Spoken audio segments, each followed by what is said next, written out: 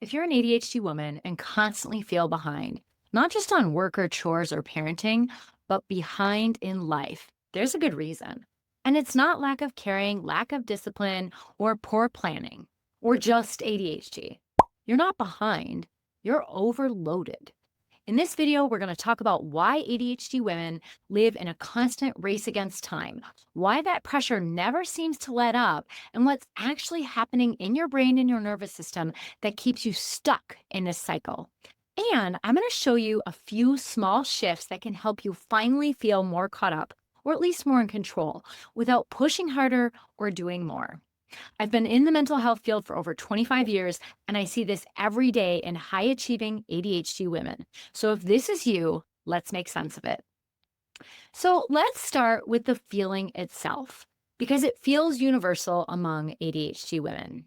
It's that sense that there is never enough time for everything you need to do, plus everything you should do, plus everything you're responsible for, plus basic human things like eating, sleeping, showering, exercising, parenting if that's you, working, and managing a household.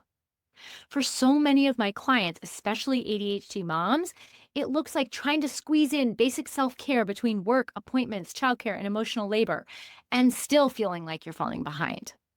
And for ADHD women who aren't moms, it often shows up as I can barely keep my life running, let alone add anything fun, creative, or restorative. If you felt like you can't truly rest until everything is done, and everything is never done, you're not alone. But what most ADHD women don't realize is why this happens. And that's where things get interesting. So, what if this isn't a character flaw, but a capacity problem? ADHD women aren't behind because we're disorganized or undisciplined. We feel behind because our lives and our brains were never set up to match neurotypical standards. And we're carrying far more than any one person should. So think of a phone with 30 apps running in the background. It's going to drain really fast, not because the phone is defective, but because it's overloaded. The moment you shift from I should be doing more to I am carrying too much, everything starts to make sense. And a big part of this overload comes from learned survival strategies that we picked up early in life. These aren't flaws, they're the strategies that helped you survive. Many high achieving ADHD women learn to mask by becoming the responsible one, the helper, the high performer. We learned to overfunction, please, and perfect to avoid disappointment, avoid conflict, or get a little grace for our ADHD symptoms when they did show up. People pleasing puts more tasks on your plate than you can ever realistically handle. Perfectionism makes it hard to start, or it turns every project into 20 revisions. Overfunctioning convinces us we should be able to take on more because we've always been the capable one. Masking sets an impossible standard that we feel we must always meet. And I want to share a little bit, right? Like how this came up for me. I started, just figured out that if I said yes to things, that yes to my teachers or yes to friends, like I'll help with that or I'll tutor this kid or whatever, that then people gave me grace for when my ADHD showed up. They also were nicer to me and they didn't get mad at me as easily. And that felt good. And so if this is you and you see yourself in that, we did this to survive. It's valid. It's just that then I ended up with so much on my plate, I would overfunction and sacrifice my sleep or my own well being. And chances are you have too.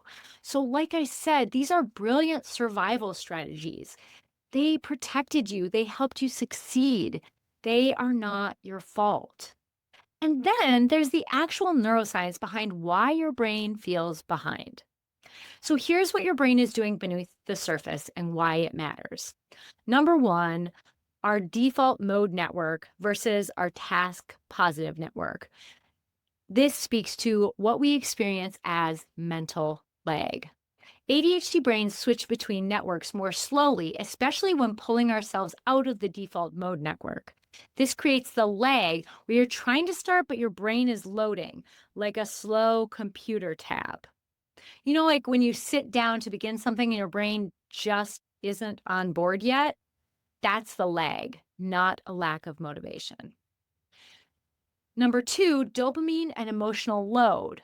When you layer shame, pressure, fear of letting people down, or the belief that you should be doing more, your emotional load increases. This emotional load reduces cognitive resources that you could be using to do the things, dampens your reward engagement, and slows motivation. Not because your brain is broken, but because emotional stress and survival mode systems override function and action to keep you safe. Number three, working memory limits and invisible task load. ADHD working memory is like a small desk with too many papers on it. When you're holding dozens of invisible tasks in your mind while also functioning externally, it creates cognitive overwhelm and makes everything take longer. Number four, transition time costs. So ADHD brains burn more energy between tasks. That means we need longer transitions, but we rarely give ourselves that time. And I don't know if you've got time blindness like me, you rarely include that actual time into your schedule. That's why I tend to run late. Number five, nervous system states. When you constantly feel behind, your nervous system interprets it as a threat. You get pushed into your fight or flight response, being busy, frantic, driven by a motor, and you might feel anxious or restless, or eventually into shutdown, where your capacity drops and nothing feels possible. These states reduce your ability to focus, problem solve, or start because your brain thinks the priority is survival. And then on top of that, we layer the cultural load. You're not imagining it. The load really is heavier. Women are expected to work full time, carry the mental load of home, manage relationships, support everyone else emotionally, including at work, and make it all look effortless.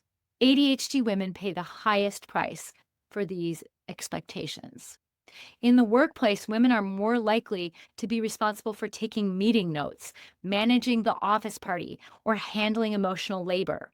At home, they plan meals, run the household, coordinate childcare or pet care, even in partnerships that are equal. You're not behind because you're doing it wrong. You're behind because you're carrying far more than you were ever designed to carry alone. So the question is, what do we do with this? Here's a shift that changes everything.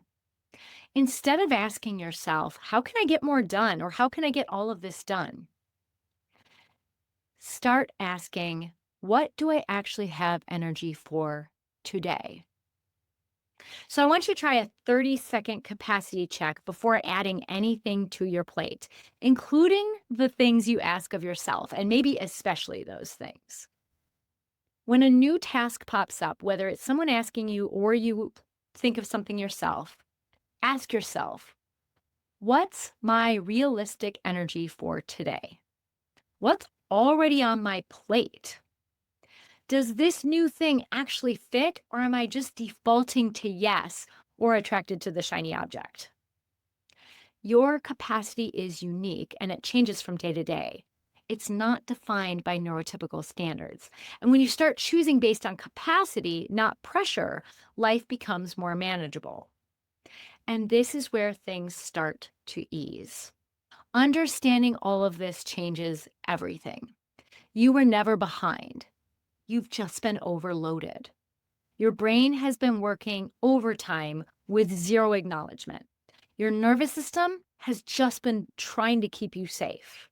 And your survival strategies were protecting you for decades. And now you get to build something different.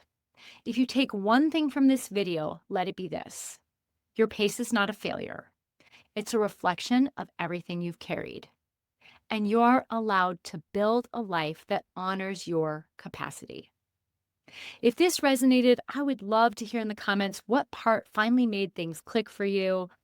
And if you're not already subscribed, I would love if you would hit subscribe, maybe even ring the bell to get notifications when new episodes come up every Wednesday. Thanks so much for being here. Take good care.